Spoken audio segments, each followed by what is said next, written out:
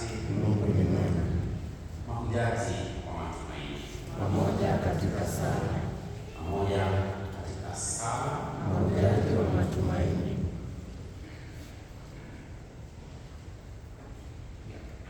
majuma matatu sasa tumekuwa tukisoma Injili hii ya Mathayo mlango wa 5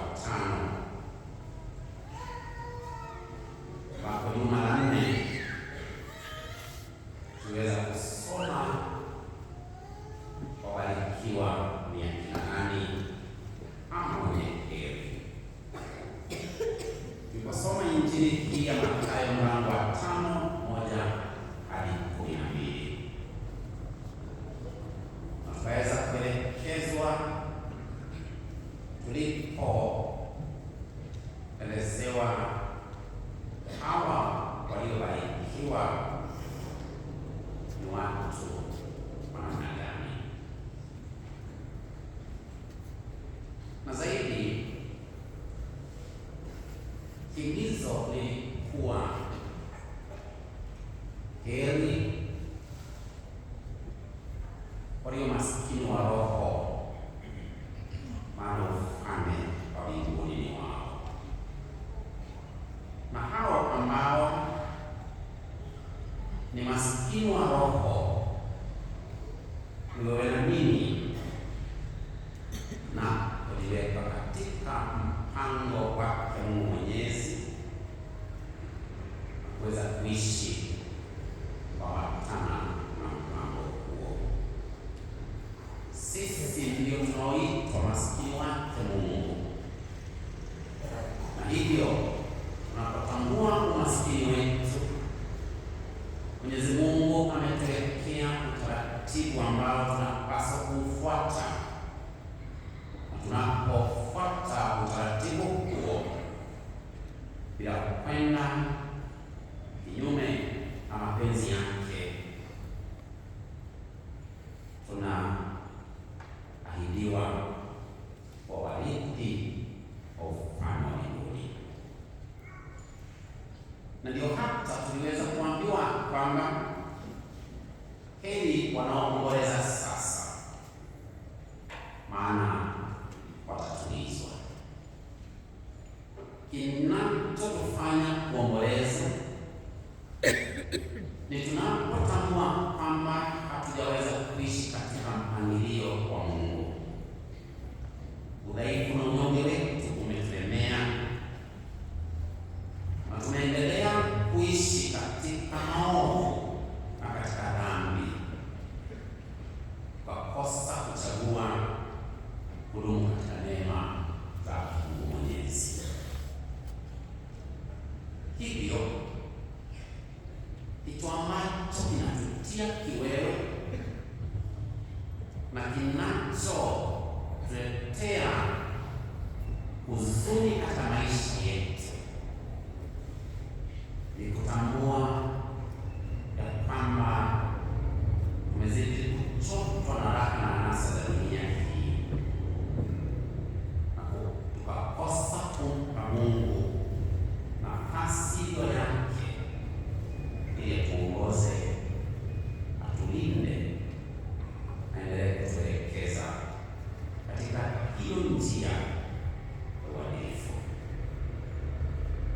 Heri walio na kiu na njaa ya uadilifu,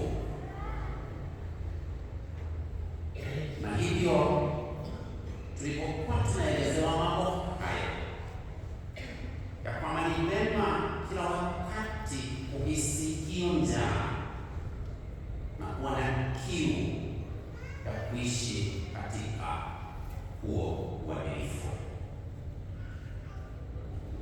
na neno ambalo la Kiebrania lilitumika katika kuelezea hawa walio waadilifu, tulitumia neno linalofahamika kama sedeka, na sedeka ni kuelezea ya kwamba ni Mungu peke yake mwenye haki na aliye mwadilifu. Na baada ya kutambua kwamba wewe na mimi, ili tuweze kufikia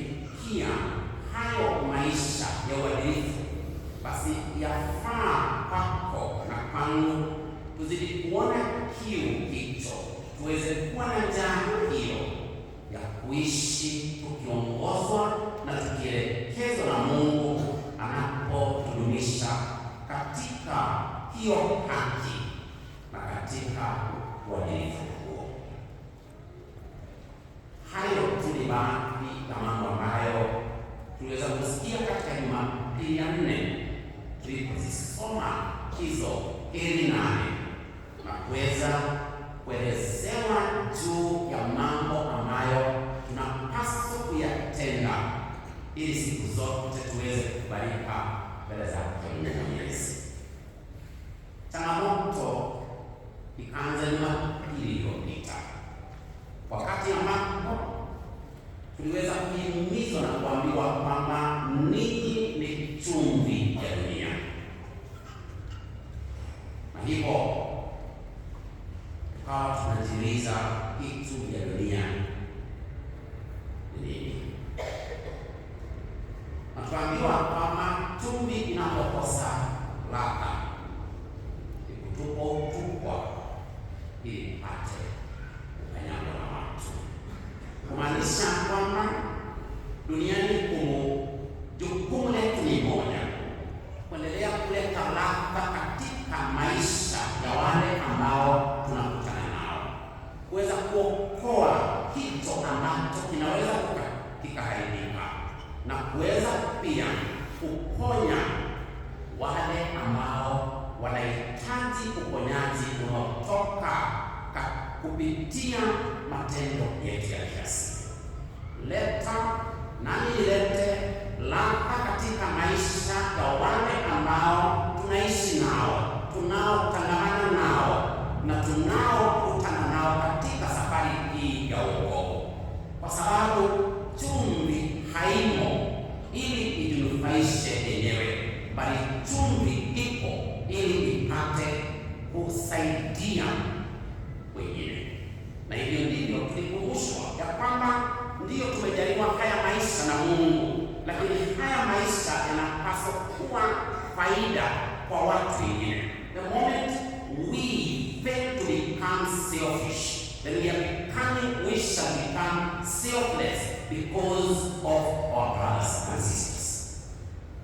That is the only way we can become that salt that brings flavor and brings sweetness in the food that is being applied.